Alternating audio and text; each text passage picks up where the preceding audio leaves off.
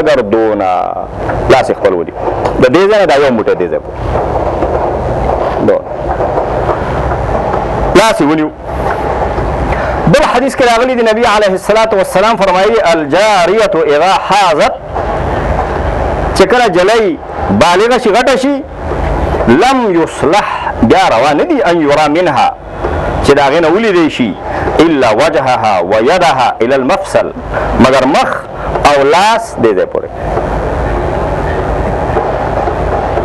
او حضرت اسماء رضی الله تعالی عنها چې د پیغمبر علیه الصلاة والسلام خینه وه د نبی علیه الصلاة والسلام کور ته راغله د ابوبکر صدیق لور وه د حضرت عایشې خور وه او جامې داسې تنګې وې مناسبې نه وې.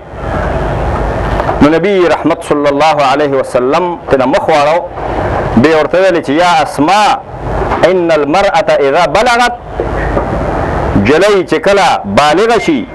اذا بلغت المحیض هغه بالغه شي لم یصلح بیا خو صحیح نه دي ان یرا منها چې د هغې نه ولیدی شي الا هذا وهذا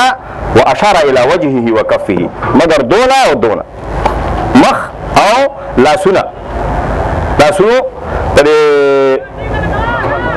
مړول کې چې یو موټی ونیسي بس دونه چې په دې مړول کې یو موټی ونیسي دونه زیات ښکاره شي دینه زیات دا صحیح نه دی. نو د ښځې ټول بدن عورت د ښځې ویښتان ټول عورت د سر نه نیولې خپو پورې ښځه ټول عورت مخ او لاسونه دا عورت نه دي دا په عورت کې شامل نه دي عورت کې شامل نه دي په دې خبره باندې ځان پوه کړئ. نبی علیه الصلاة والسلام فرمایلی لعن الله الکاسیات العاریات لعنت کړی دی الله په هغه ښځو باندې الکاسیات العاریات چې هغې جامې اغوستي خو د جامې اغوستو سره بیا بربنډوي یعنی جامې اغوستي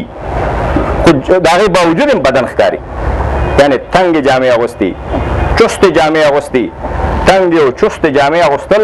د ښځو دپاره هم ناروا دي او د سړیو دپاره هم داسې چستې او تنګې جامې اغوستل ناروا دي چې هغې کې بدن ښکاري. ما درته ویلې چې اسلام د نقطې نظر نه او د اسلام فلسفه د لباس په باره کې اولنۍ دا ده او الله ویلې ده چې یواري سوآتکم چې هغه ستاسو عورت پټ کړي. نو د ښځې ټول بدن عورت ټول بدن د ښځې عورت دی نو اصل شی په جامه کې چې دی هغه پټول دی چې پټولو کې. بل حدیث کې راغلی نبی علیه الصلاة والسلام فرمایلی صنفان من اهل النار لم ارهما دو ډلې هغه دوزخیان دي په دې امت کې خو ما لا لیدلي نه دي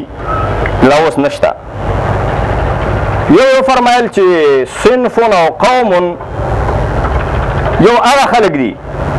چې هغوی سره لختې دي کاذناب البقر لکه د غوا لکۍ غوندې لختې ورسره دي یضربونه بها الناس خلک پرې وهي څه خلک دي لختې به ورسره خلک به پرې وهي لکه ظالم پولیس یا داسې نور. او بل ونساء کاسیات عاریات ممیلات مائلات بل هغه ښځې دي دوزخیانې چې جامې اغوستي خو بدن ښکاري ممیلات خلق ځان طرف ته مایلوي خلق ځان طرف ته متوجه کوي مائلات او خپل هم پردو سړو ته ځان متوجه کوي رؤوسهن کاسنمة البخت او سرونه داسې لکه د مایه وخ کوهان د مایه وخ کوهان غوندې سرونه جوړ کړي ویښته یې لنډ کړي کم کړي او د مایه وخ کوهان غوندې ویښته بره راغونډ کړي لا يدخلن الجنه جنت ته به دننه نشي ولا یجدن ریحها او د جنت بوی به هم پې باندې ونه لګېږي وبه یې نه مومي وان ریحها لیوجد من مسیرة کذا او د جنت بوی خو دونه دونه دونه لرې لګېږي سړي باندې یعنې ډېر فاصلې نه هم د جنت بوی لګېږي خو دغسې سړیو دغسې ښځو باندې به د جنت بوی هم ونه لګېږي چې هغه په دغه طریقه باندې ځان جوړوي چې سړي ځان ته مایل کړي پردي او ګرځي بار او خپله سړو طرف ته میلان کوي پردیو سړو طرف ته. او همدغه شان نبی علیه الصلاة والسلام د بعضې فتنو ذکر د ښځو په باره کې کړی دی چې یو فتنه چې کوم ذکر نبی علیه الصلاة والسلام د ښځو په باره کې کړی هغه د خوشبو فتنه ده. فرمایلی چې اذا استعطرت المرأه چې ښځه کله عطر ومږي ومرت بالمجلس او بیا د خلکو په مجلسونو باندې تیریږي عطر یې ولي فهي کذا دا داسې ده. او یو بل روایت کې راغلي وقال قولا شدیدا نبی رحمت صلی الله علیه وسلم سخت خبره وکړه. وقال قولا شدیدا سخت خبره وکړه یعنی نبی علیه الصلاة والسلام ویلي چې دا ښځه بدکاره ده چې عطر وایي او هغه عطر او خوشبویي خلک محسوسوي او دا د خلکو په ډلو باندې او د انسانانو په جماعتونو او ډلو باندې تیری. همدغه شان بل شی چې د ښځو په باره کې د لباس په باره کې منع دی هغه نبی علیه الصلاة والسلام فرمایلي لعن رسول الله لعنت کړی دی د الله رسول صلی الله علیه وسلم المتشبهین من الرجال بالنساء والمتشبهات من النساء بالرجال. په هغه سړو باندې پیغمبر علیه الصلاة والسلام لعنت کړی دی چې ځان د ښځو غوندې کوي او په هغه ښځو باندې لعنت کړی دی چې ځان د سړیو غوندې کوي. د ښځو خپل یو لباس او جامه او نشست او برخاس او یو کیفیت هغه دی او د سړیو او د هلکانو خپل. نو کوم هلکان چې ځان د ښځو غوندې کوي ویښته د خپل ښځو غوندې جوړوي او نور شکل او صورت د ښځو غوندې جوړوي خبرې د ښځو غوندې کوي او حرکات سکنات د ښځو غوندې نو هغې باندې نبي علیه الصلاة والسلام لعنت کړی چې دا ملعون دي. او کومې ښځې چې ځان د سړی غوندې کوي ویښته کموي پتلون اغوندي چشمې ایښي او ټک ټک ټک ټک ګرځي سړی سر برابر په دفترونو کې یو ځای کې بل ځای کې په مؤسسو کې شرمیږي نه ډول او سینګار یې کړی شونډې سرې کړي ویښته یې اړولي عطر یې وهلي او سړی سره ګرځي ملعونه ده د نبي علیه الصلاة والسلام په ژبه باندې لعنتي ده او د جنت بوی به ونه ګوري جنت بوی به ونه ګوري. نو د دو صنفه چې الله پاک پیدا کړي سړي او ښځې د سړو د پیدایش نه د الله یو قسم حکمتونه هغې سره متعلق دي او تړلي او د ښځو په پیدایش کې د الله نور حکمتونه دي. اوس چې ښځه راځي ځان سړي غوندې کوي او سړی ځان د ښځې غوندې کوي نو دا خو خلط او ګډوډي راځي هغه اغراض او مقاصد نه پوره کېږي د انسان د تخلیق چې په دغه دو طریقو باندې الله انسان پیدا کړی. ښځه د یو قسم کارونو لپاره پیدا کړی سړی د بل قسم کارونو لپاره پیدا کړی د یو قسم تربیت پکار دی هغه بل پکار دی. نو په دې وجه باندې تشبه او مشابهت د ښځو د سړو سره او د سړو د ښځو سره دا په